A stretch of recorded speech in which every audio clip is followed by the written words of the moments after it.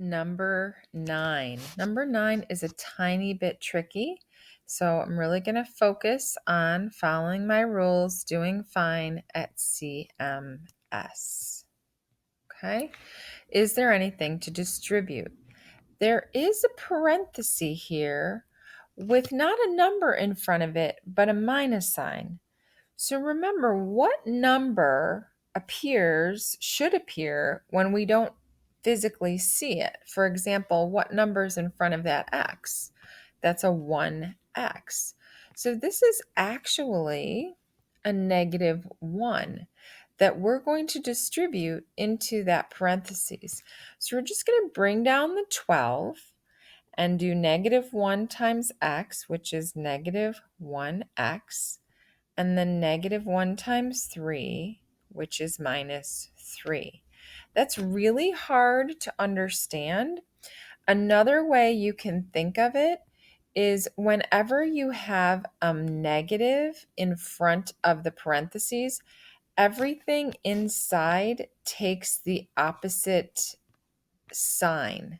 So if you look, I have the 12, and then instead of having a positive x, I have minus x. And instead of having a positive 3, I have minus 3. So it's a couple ways to think about that.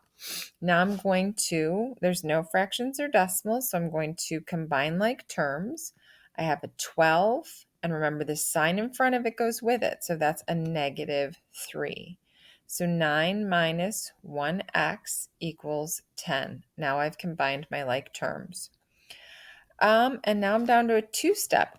This one is really important to put the x in the box because a lot of kids get confused when the constant term's in front. So here I have a positive 9 out front. I'm going to subtract 9 from both sides.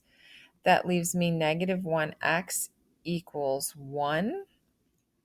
And I'm going to divide both sides by negative 1 to get x equals negative 1. So there's a lot of reasons why that is a really hard problem. I'm going to check it because it was hard.